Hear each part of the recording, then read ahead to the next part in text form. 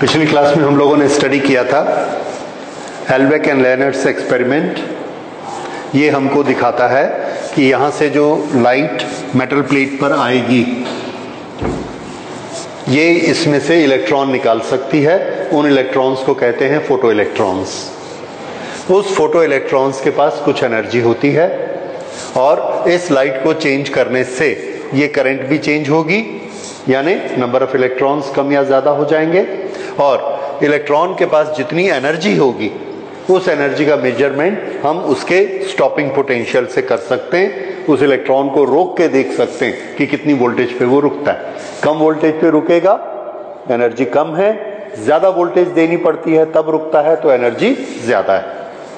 इससे हम मेजरमेंट कर लेते हैं कि एक एक इलेक्ट्रॉन की एनर्जी कितनी है। इससे हम मेजर करते हैं कि नंबर ऑफ इलेक्ट्रॉन्स कितने ज़्यादा हैं। ठीक है, तो ये दोनों याद रखिए। ये जो करंट होती है, करंट हमें बताती है NEAVD, ये नंबर ऑफ इलेक्ट्रॉन्स ज्यादा। वोल्टेज हमें क्या बताता है? वोल्टेज हमें बताता है काइनेटिक एनर्जी।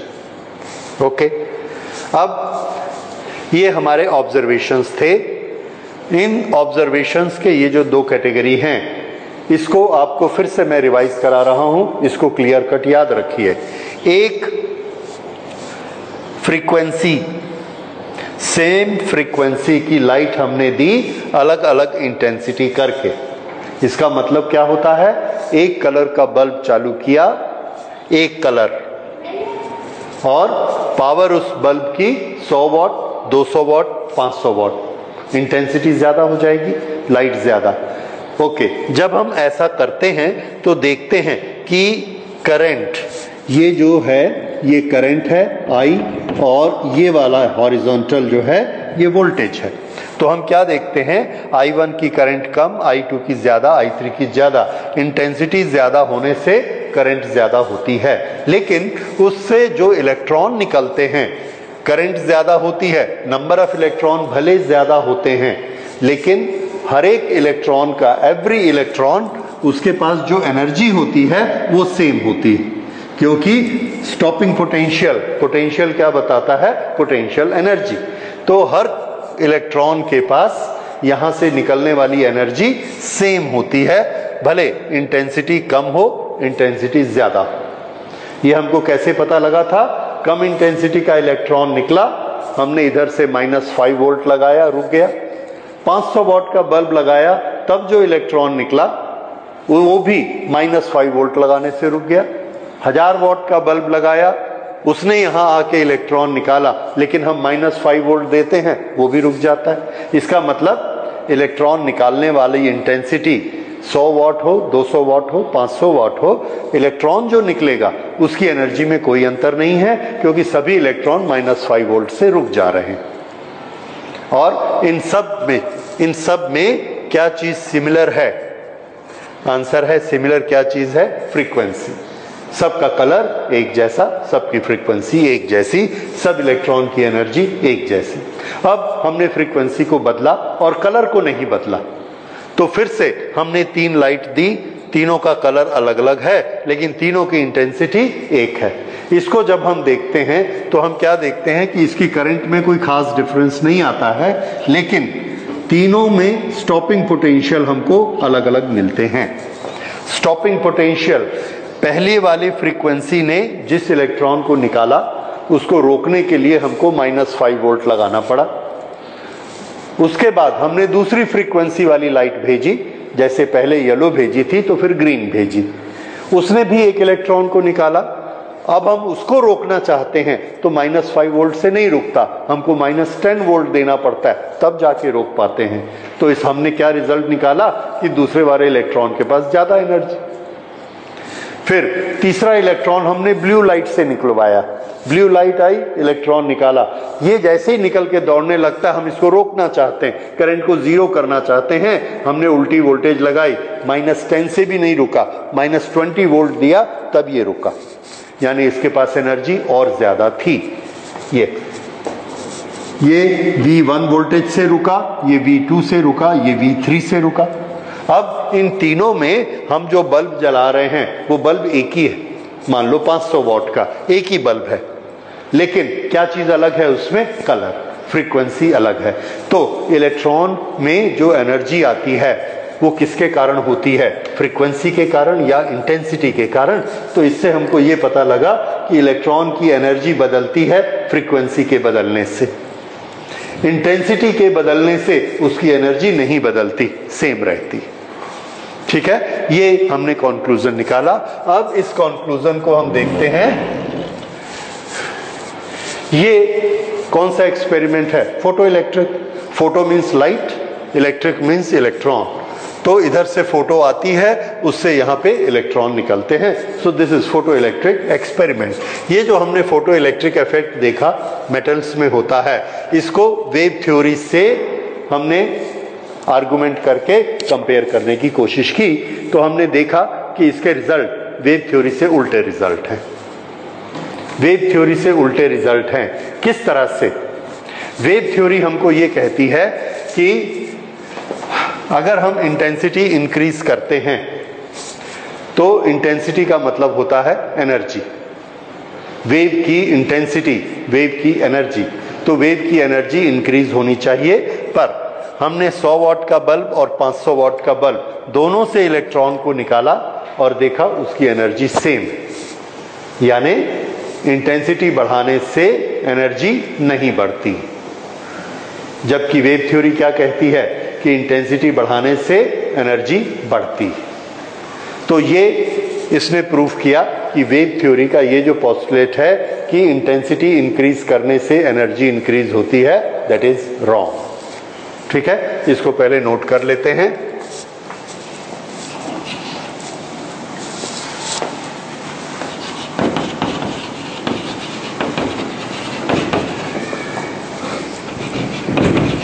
इसका टाइटल दे देते हैं,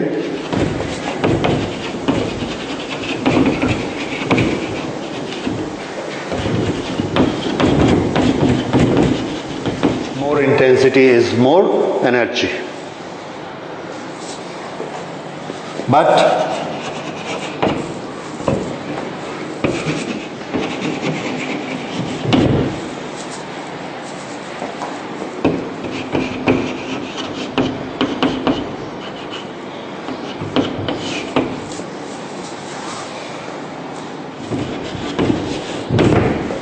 ये कंट्रोवर्सी हो गई, नंबर 1। नंबर 2,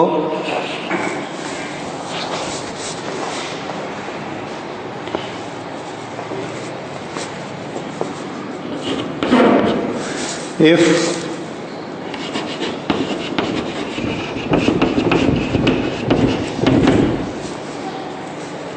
वेव्स में कौन आगे बढ़ता है? Wave front. तो अगर ऐसा वेव फ्रंट पूरा ऐसा आगे बढ़ता है सरफेस जैसे और आके मेटल से ऐसे टकराएगा, तो मेटल में जितने इलेक्ट्रॉन हैं सबको एनर्जी मिलेगी और सब एक साथ बाहर निकलेंगे। पर यहाँ हम क्या देखते हैं? इलेक्ट्रॉन ऐसे एक साथ बाहर नहीं निकलते। ये इलेक्ट्रॉन, लाइट पड़ती है, एक एक इलेक्ट्रॉन ऐसे बाहर निकलता है और उससे करंट बनती है।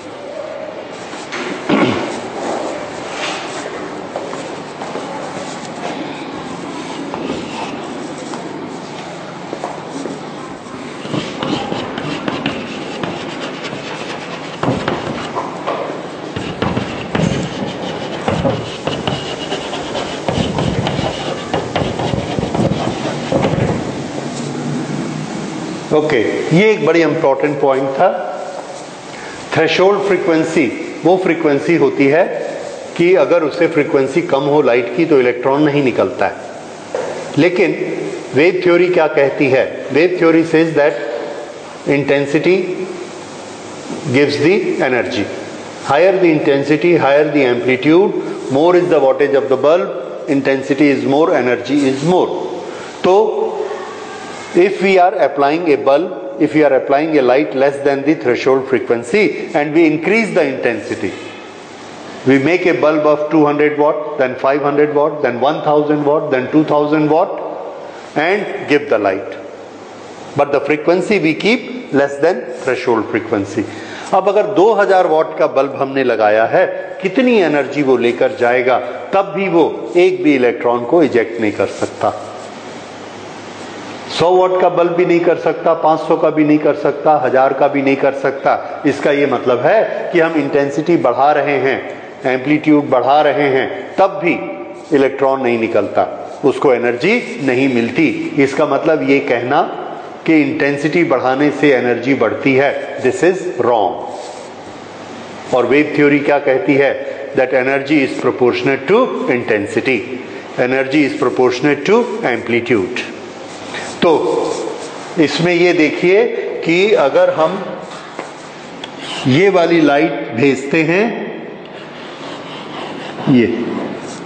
ये ब्लू है और ये इलेक्ट्रॉन को इजेक्ट करा देती है, इतना सा एम्पलीट्यूड। दूसरी लाइट हम ये भेजते हैं और ये ऐसी है, ये 500 वॉट का बल्ब है,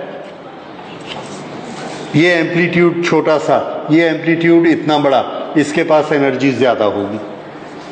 ठीक है, ओके। ये बल्ब ये गया,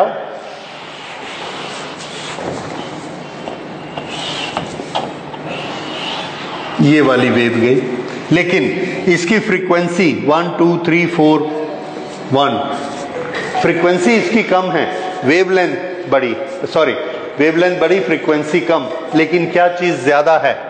ये एम्पलीट्यूड इसका ज्यादा है, ये एम्पलीट्यूड इसका बड़ा है, तो इसके पास एनर्जी ज्यादा होनी चाहिए अकॉर्डिंग टू वेव थ्योरी।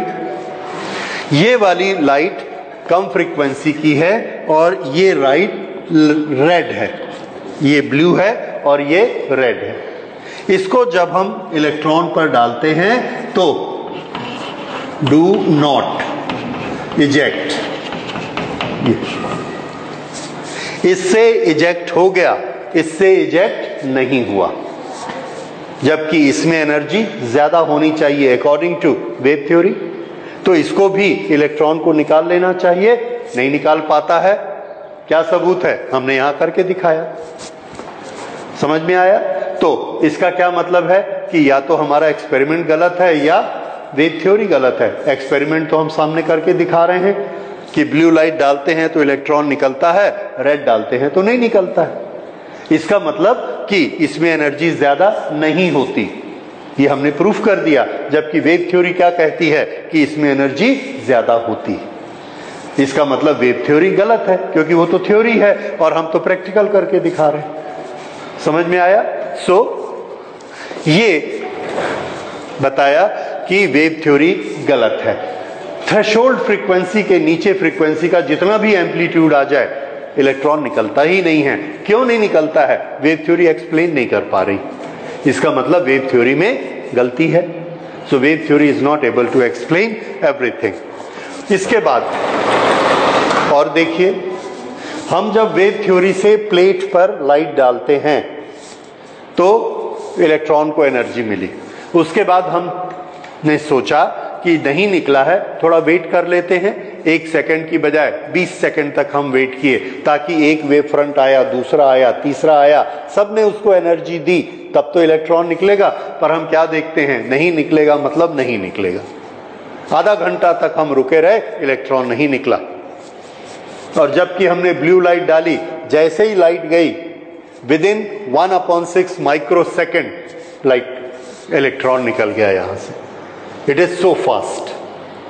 तो वेव फ्रंट अगर ऐसे टकराता, सब इलेक्ट्रॉन को एनर्जी देता, थोड़ी देर बाद सबके पास एनर्जी हो जाती और सब इलेक्ट्रॉन निकलते। उसकी बजाय हमने ब्लू लाइट भेजी, जैसे ही वो लाइट गई, इसमें से जिस जगह पर लाइट पड़ी वहां से इलेक्ट्रॉन तुरंत निकल गया। There is no time gap.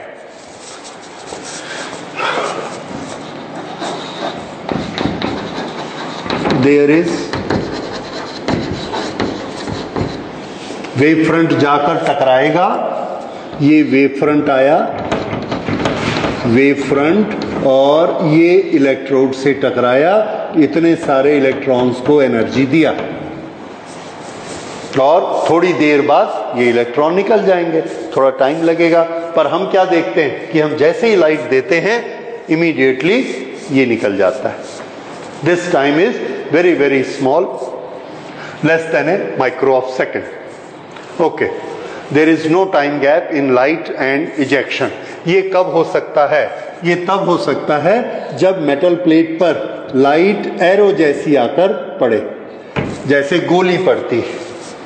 ये पार्टिकल नेचर में होता है कि हमारे सामने ये सरफेस है, हमने यहां से गोली मारी, ये यहां जाके गोली लगी तो यहां का एक टुकड़ा ऐसे छिटक जाएगा। और अगर हम इतनी चौड़ी प्लेट यहां ऐसे हिट करेंगे तो इस पूरे को नहीं उखाड़ सकते। एक बार, दो बार, 10 बार हिट करेंगे, ये सारे टुकड़े निकलेंगे। टाइम लगा। गोली से क्या होता है? जैसी गोली पड़ती है ये निकल जाता है। तो इसका बिहेवियर हमको कैसा शो हुआ? इसका बिहेवियर गोली जैसा शो हुआ कि एक स्पॉट पे लाइट पड़ी, तुरंत वहां से इलेक्ट्रॉन निकल गया। So that shows that light does not travel in the form of wave fronts, it travels as a arrow. That is a particle nature. Okay, तो ये 3-4 चीजें क्या प्रूफ करती हैं कि वेव थ्योरी गलत है। Therefore,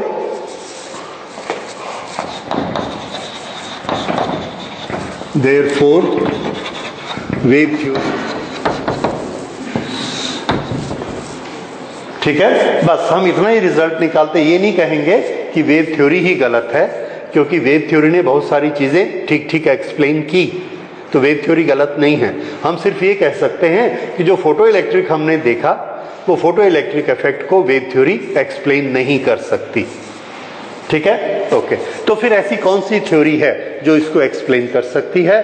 तो उसके लिए आइंस्टाइन ने और उनके दूसरे साइंटिस्ट ने फोटोन थ्योरी पुट फॉरवर्ड की, photon theory, that is quantum theory. उस क्वांटम में उन्होंने हमको बताया कि लाइट का नेचर फोटॉन्स के फॉर्म में होता है।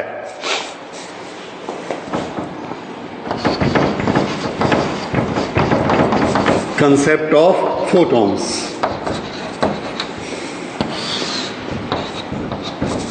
और ये जो कंसेप्ट ऑफ फोटॉन है, ये हमको एक्सप्लेन करता है फोटो इलेक्ट्रिक इफेक्ट और फोटो इलेक्ट्रिक करंट। तो ये फोटोन का कंसेप्ट क्या है? This shows that light is consisting of small packets and these are the packets of energy. Lights consist of small packets of energy. Packet मतलब एक पोटली। ये पोटली होती है जिसके अंदर एनर्जी भरी होती है, और जो लाइट का सोर्स होता है वहां से ये पोटली, जिसका नाम रखा गया फोटोन, ये ऐसे थ्रो किए जाते, एक के बाद एक के बाद एक, ये लाइन से फेंके जाते हैं। ये फोटोन कहलाते हैं। फोटो मतलब लाइट, ON हम उसके लिए यूज करते हैं जो छोटे छोटे पार्टिकल होते हैं, जैसे इलेक्ट्रॉन, न्यूट्रॉन, प्रोटॉन। ये सब जो एटम के अंदर के पार्टिकल होते हैं, उसके साथ में लास्ट में ON लगा दिया जाता है, that is their family name. तो उसी तरह से बताया गया कि ये भी एक छोटा सा पार्टिकल है, सब न्यूक्लियर पार्टिकल है, छोटा पार्टिकल है, इसलिए इसका नाम क्या रख दिया गया? फोटोन। ठीक है, अच्छा। अब फोटोन के बारे में हम लोग कुछ पॉइंट्स नोट करते हैं कि फोटोन की रचना कैसी सोची गई। फोटोन हमने देख के ऐसा हाथ में लेके एग्जामिन नहीं किया, उसके कैरेक्टर्स देखे और हमने ये रिजल्ट निकाला कि फोटोन कैसा होना चाहिए। इसके बारे में नोट करिए। Photon, the interaction of radiation with matter. Interaction of radiation with matter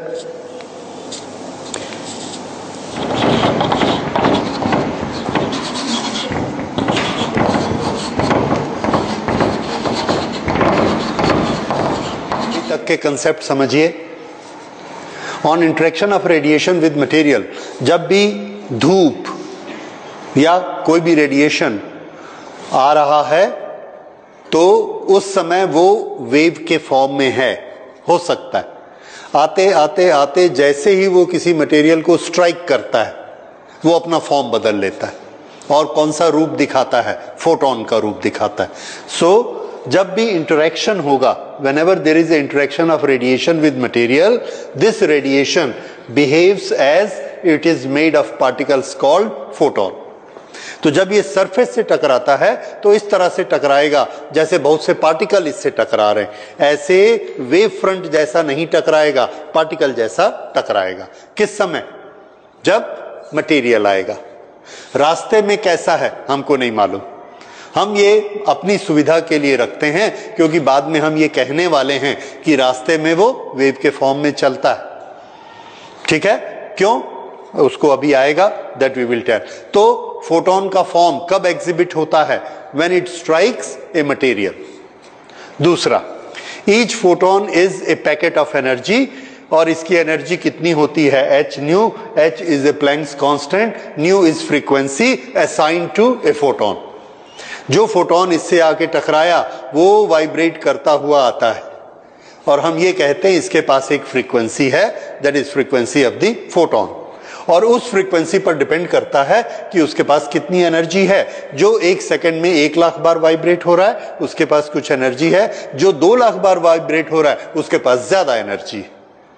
ये लॉजिकल है, समझ भी आता है कि जिसकी फ्रीक्वेंसी ज्यादा होगी उस फोटोन के पास एनर्जी ज्यादा होगी। ये फोटोन ही आकर हमारी आंख में एंटर करके रेटिना को हिट करते हैं, उसको एनर्जी देते हैं और ब्रेन में सेंसेशन होता है। उस सेंसेशन को हम क्या कहते हैं? कलर, जो कि एनर्जी के अनुसार अलग अलग होते हैं। रेड कलर का जब सेंसेशन होता है तो जो फोटोन आके स्ट्राइक किया है उसकी एनर्जी कम होती है, उसकी फ्रीक्वेंसी कम होती है। ओके, न्यू फ्रीक्वेंसी होती है, एच प्लैंक्स कांस्टेंट होता है। फोटोन की वेलोसिटी जो लाइट की वेलोसिटी है, वैक्यूम में मीडियम आएगा वेलोसिटी बदल जाएगी। So photon is photon of light, so velocity is velocity of light. Okay, photon के पास ये होता है जो कि हम लोग अभी तक जानते थे लाइट के पास नहीं होता, लेकिन अब हम ये कह रहे हैं फोटोन एक पैकेट है जिसके पास एनर्जी होती है। अगर फोटोन के पैकेट के पास एनर्जी होती है तो उसके पास मोमेंटम भी होता है। मोमेंटम का फॉर्मूला क्या होता है? देखिए, मोमेंटम का फॉर्मूला होता है, हमने जो मैकेनिक्स में पढ़ा है वो फॉर्मूला क्या है? mv momentum. ओके, इसको हम लिख सकते हैं half mv square. mv square क्या चीज है? एनर्जी।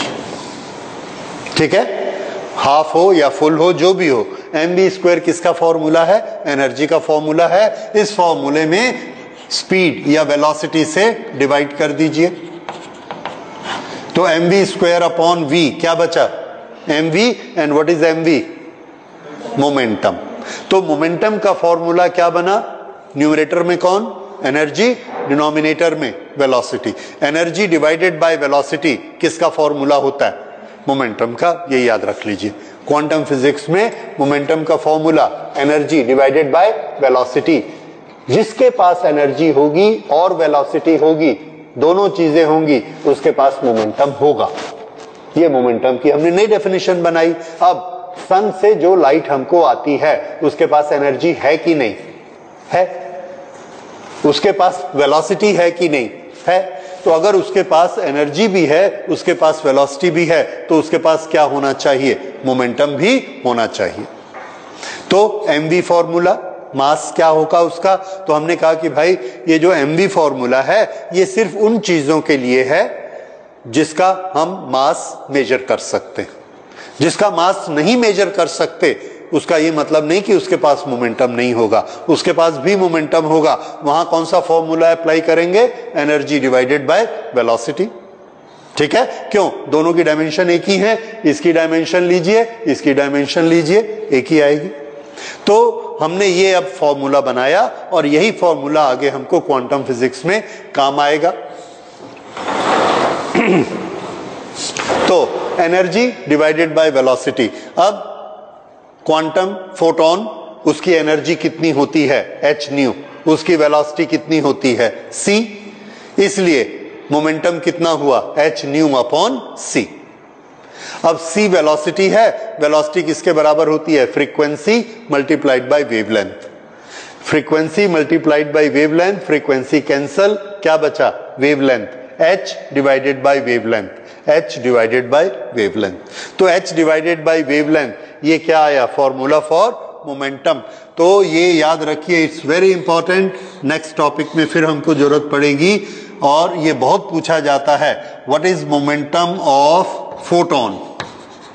तो आपका आंसर क्या होगा? h upon lambda. ये इसका छोटा सा फॉर्मूला है, momentum of photon h upon lambda. ठीक है, तो Planck's constant divided by wavelength gives the momentum.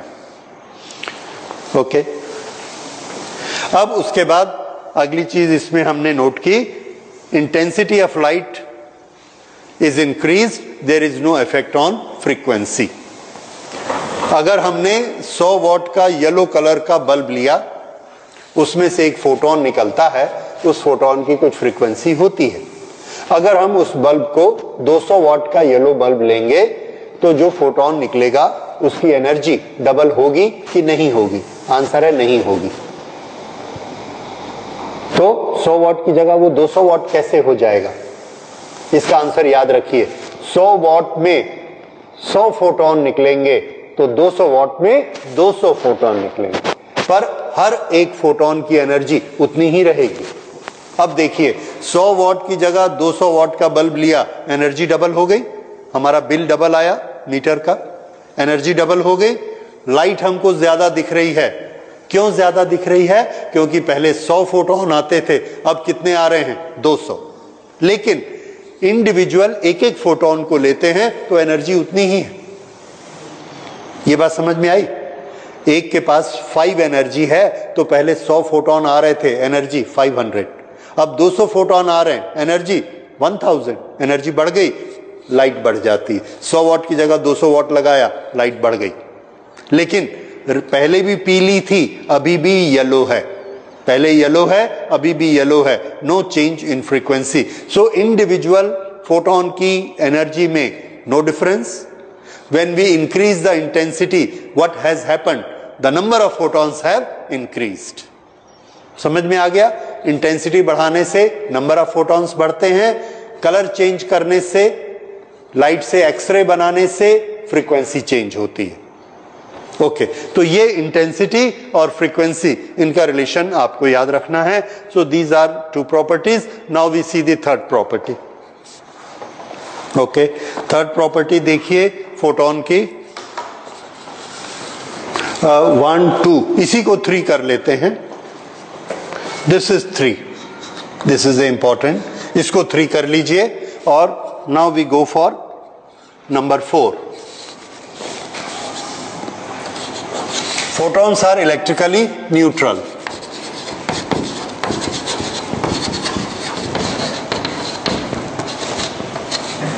Electrical field और मैग्नेटिक फील्ड से कौन डिफ्लेक्ट होता है? तो हमारा आंसर है चार्ज पार्टिकल डिफ्लेक्ट होते हैं। उसको क्या होना चाहिए? पार्टिकल। फोटॉन्स डिफ्लेक्ट नहीं होते। ठीक है, तो electric field and magnetic field are not deflected by photons are not deflected, क्योंकि उनके पास चार्ज नहीं होता। इलेक्ट्रिक चार्ज चाहिए तो इलेक्ट्रिक फील्ड डिफ्लेक्ट करेगा, मैग्नेटिक चार्ज चाहिए, इलेक्ट्रिक चार्ज होने से, वेलोसिटी होने से मैग्नेटिक फील्ड इफेक्ट करता है, पर फोटोन के पास चार्ज नहीं होता, इसलिए दोनों फील्ड का उस पर कोई इफेक्ट नहीं होता। अब जब कभी फोटोन और मटेरियल आपस में टकराएंगे, सन से चलते हुए एक फोटोन आया और एक मटेरियल से टकराया, तो मोमेंटम कंजर्व होगा क्या? अगर वो आकर हिट करता है और उसका मोमेंटम 0 हो जाता है, तो चेंज इन मोमेंटम हमेशा फोर्स क्रिएट करता है। तो क्या वो फोर्स क्रिएट करेगा? जब धूप आकर किसी दीवार पर पड़ती है, हमारी बॉडी पर पड़ती है, तो वो क्या फोर्स क्रिएट करती है?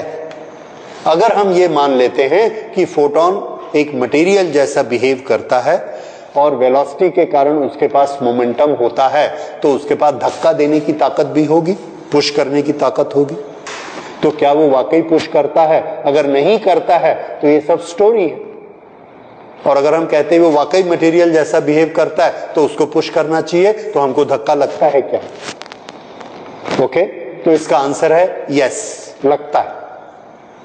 वो हमको पुश करते हैं, लेकिन वो फोर्स इतना कम होता है कि हमको पता ही नहीं चलता। नंबर 1। नंबर 2, अगर हम किसी इंस्ट्रूमेंट को रखें जो कि उसके फोर्स को सेंस करे, तो वो इंस्ट्रूमेंट बहुत सेंसिटिव होना चाहिए। If you have very sensitive instrument which can sense a very small force, then only we can find out whether there is a force by switching on a light. अभी तक हमारे पास ऐसे instrument नहीं थे।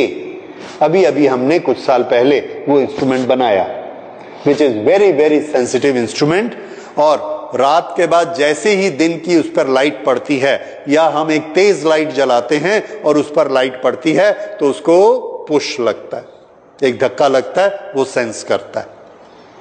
इससे क्या पता लगा? फोटोन टकराए, फोटोन के पास मोमेंटम होता है, तभी तो वो आकर उसको धक्का देते हैं। तो फोटोन के पास मोमेंटम होता है। This has been proved practically. उसका मतलब फोटोन का नेचर कैसा है? Material nature. और फोटोन क्या लेके आते हैं? एनर्जी। तो लाइट जो आती है एनर्जी के फॉर्म में, फोटोन के फॉर्म में, फोटोन का नेचर क्या है? Particle nature. तो लाइट का नेचर भी कैसा हो गया? Particle nature. इससे हमने क्या प्रूव किया? That radiation is a particle nature thing. Radiation is made of photons and photons are particle. This is particle nature of light. तो ये वाला पॉइंट भी नोट कर लेते हैं। 2 चीजें हमको लिखनी है।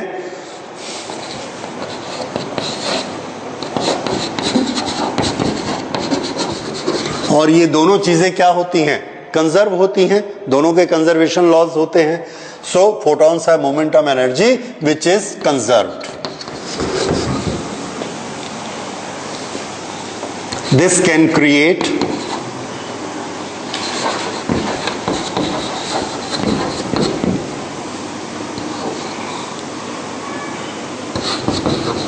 force. This can create force.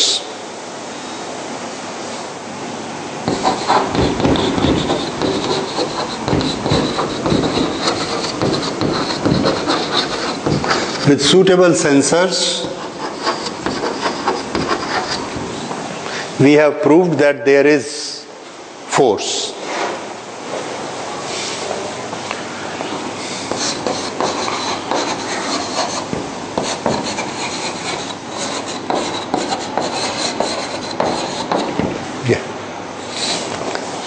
हमने बड़े बारीक सेंसर लिए।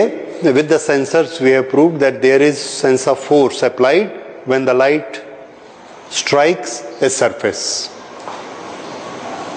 ठीक है? इट कंफर्म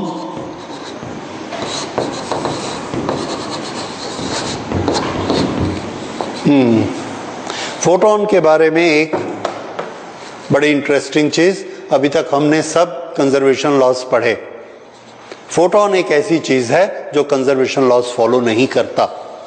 सन से 1000 फोटोन आ रहे हैं, आके उन्होंने एक दीवार को स्ट्राइक किया और उसके दीवार के जितने पार्टिकल्स हैं उसको एनर्जी दे दी, और उनका खुद का क्या हुआ? फोटोन का सब के सब फोटोन डिस्ट्रॉय हो गए। तो जो 1000 नंबर फोटोन थे वो कितने हो गए? 0, 100। तो फोटोन का नंबर कंजर्वेशन लॉज को अप्लाई नहीं करता। फोटोन का नंबर कंजर्व नहीं होता। जैसे एक बॉडी को हमने चार्ज दिया 20 माइक्रोकूलम, हम हमेशा पूछ सकते हैं कि वो 20 माइक्रोकूलम कहां गया। क्यों पूछ सकते हैं? क्योंकि चार्ज कभी भी डिस्ट्रॉय नहीं होता, इट इज ऑलवेज कंजर्व्ड। जब हमने किसी बॉडी को मोमेंटम दिया, वी कैन ऑलवेज आस्क कि वो मोमेंटम कहां गया, क्योंकि मोमेंटम कभी भी डिस्ट्रॉय नहीं होता, it must have been transferred to other body. The same thing stands for energy.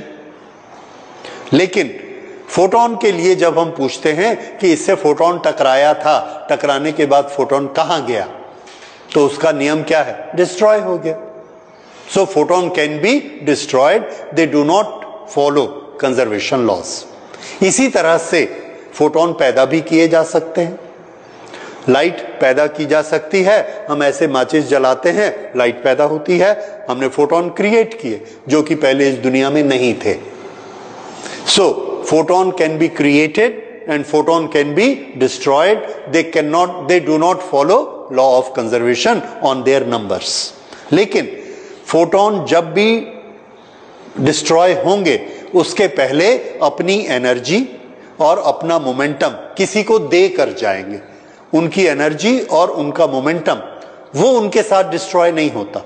They will come, strike a wall, momentum इसको दे दिया, एनर्जी इसको दे दिया, खुद डिस्ट्रॉय हो गए। समझ आया? इसी तरह से ये हमारी माचिस के पास एनर्जी है, हमने ऐसा स्ट्राइक किया, मोशन किया, तो जो एनर्जी स्पेंड हुई, केमिकल एनर्जी, मैकेनिकल एनर्जी, ये एनर्जी कहां चली गई? जो फोटोन बने उसमें वो एनर्जी गई, उनके पास वो मोमेंटम चला गया और फोटोन, लाइट हमको दिखने लगी। माचिस से जलाते हैं, लाइट हमको दिखती है, उसके पास एनर्जी भी है, उसके पास मोमेंटम भी है। कहां से आया? हमने दिया केमिकल रिएक्शन करके। लेकिन पहले तो फोटोन नहीं थे, फोटोन बने और उनके पास कहीं से एनर्जी आ गई, वो माचिस के पास एनर्जी लेस हो गई, फोटोन के पास प्लस हो गई। There is a conservation of energy. Energy नई पैदा नहीं हुई, ट्रांसफर हुई। सो एनर्जी और मोमेंटम ट्रांसफर होते हैं। नंबर ऑफ फोटॉन्स नए बनते हैं या डिस्ट्रॉय हो जाते। That is number 6। So these are the 6 properties of photon which we have to remember. अब हमको फोटोन की प्रॉपर्टीज ये बनाई गई और हमने देखा फोटो इलेक्ट्रिक इफेक्ट। इस फोटो इलेक्ट्रिक इफेक्ट में हमको ये पता लगा कि लाइट का जो फोटो इलेक्ट्रिक इफेक्ट का एक्सपेरिमेंट है उसको हम वेव से एक्सप्लेन नहीं कर सकते। उसके लिए हमको एक नए तरह का पार्टिकल बनाना पड़ा। उस पार्टिकल का नाम फोटोन, उसके पास एनर्जी मोमेंटम होता है, this that all this 6 qualities are there. अब फिर से जो हमने फोटो इलेक्ट्रिक इफेक्ट का एक्सपेरिमेंट किया था, क्या हम उसको फोटोन से एक्सप्लेन कर सकते? वेव थ्योरी से तो एक्सप्लेन नहीं कर पा रहे थे, तो क्या हम उसको फोटोन से एक्सप्लेन कर सकते हैं? Answer is yes. तो देखिए, photo electric effect explained bye photons. Number 1, intensity is increased, current is increasing. Photon से एक्सप्लेन करिए। तो आंसर है, देखिए पहला क्या, intensity increase,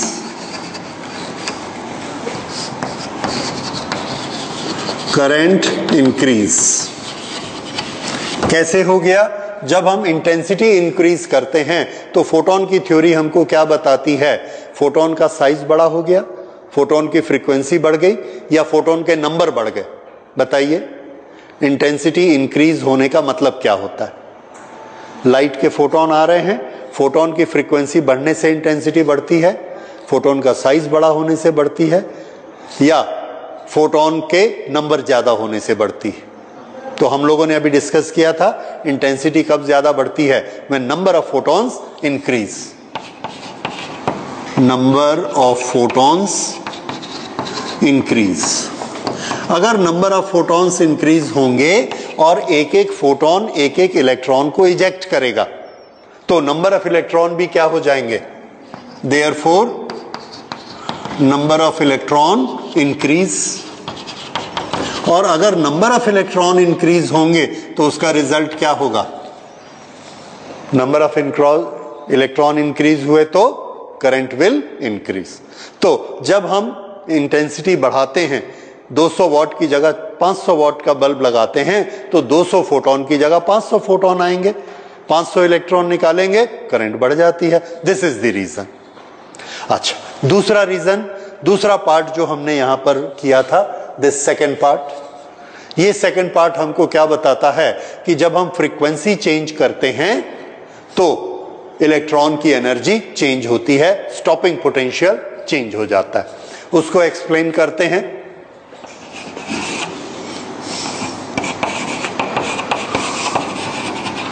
different frequency, each electron, each photon to H nu, nu बढ़ गया, एनर्जी बढ़ गई। Therefore ejected electron has different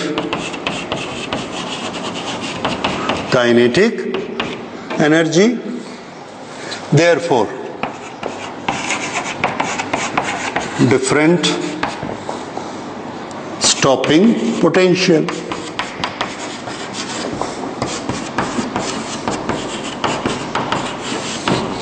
ये हमने किसको एक्सप्लेन किया? Different frequency, different stopping potential, photon के बेसिस पे।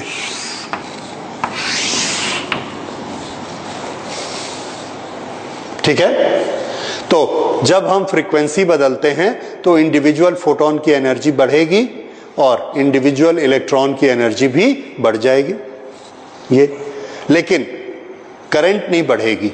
करंट कब बढ़ती है? जब नंबर ऑफ फोटॉन्स ज्यादा हो जाते हैं, नंबर ऑफ फोटॉन्स ज्यादा होते हैं, और ये सब फोटॉन वो होने चाहिए जो कि इलेक्ट्रॉन को इजेक्ट कर सकें।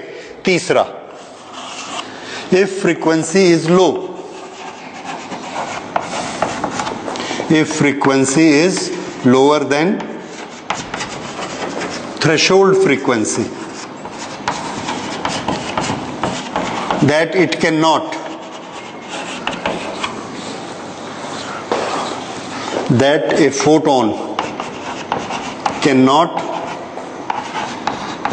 eject electron।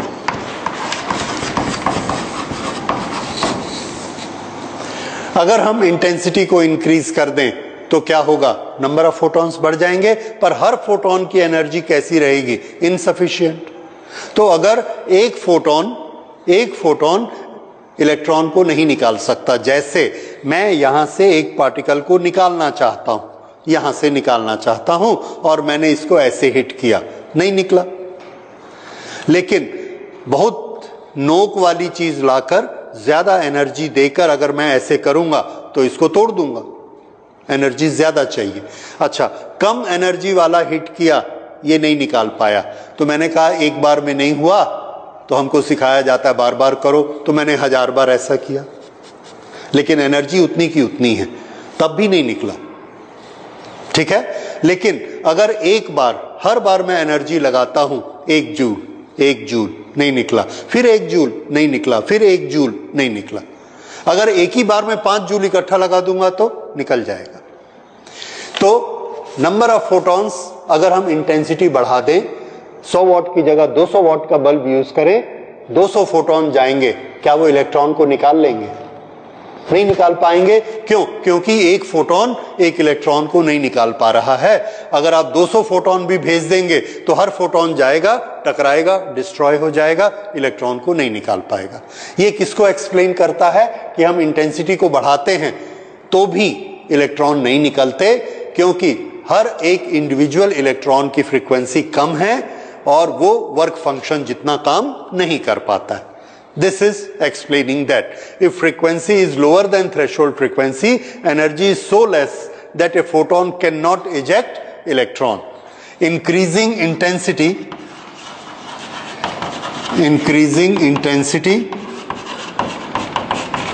increase number of photons, but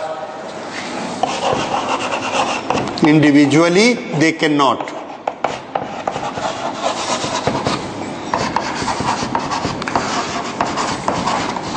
They cannot eject electron, hence no current.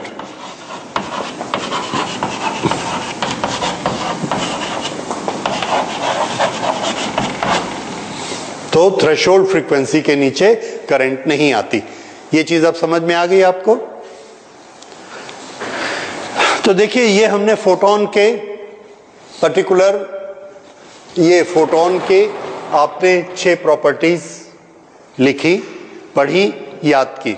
इस प्रॉपर्टी के बेसिस पर हमने फोटो इलेक्ट्रिक करंट को एक्सप्लेन किया और यह बताया कि वेव थ्योरी क्यों नहीं एक्सप्लेन कर पाई। तो फोटो इलेक्ट्रिक इफेक्ट किस थ्योरी से एक्सप्लेन हुआ, वेव थ्योरी से या फोटोन थ्योरी से? फोटोन थ्योरी से एक्सप्लेन हुआ। और फोटोन क्या बताता है कि लाइट का नेचर कैसा है, मटेरियल की रेडिएशन, मटेरियल नेचर। ठीक है, इससे क्या प्रूफ हुआ? That light behaves as material. ठीक है, ओके।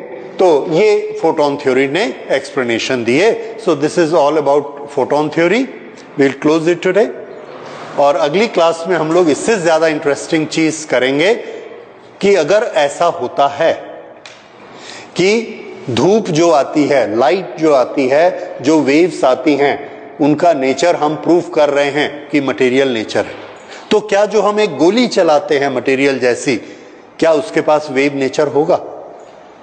तो आंसर है यस, होगा। अब हम अगली बार ये प्रूफ करेंगे कि पार्टिकल जो जाता है, जिसको हम फेंकते हैं, वो वेव जैसे जाता है, स्ट्रेट लाइन में नहीं जाता। एक गोली को चलाइए, एक बॉल को फेंकिए, सीधा नहीं जाता है, वेव में जाता है। ठीक है, and that wave is known as matter wave. Okay, matter wave, de Broglie wave, chemistry में आपने एक बार पढ़ा होगा कहीं डिब्रॉय वेव के बारे में थोड़ा सा। Anyway, so that we will study, वो इसका काउंटर पार्ट है। Okay, so will see that in the next class. Thank you.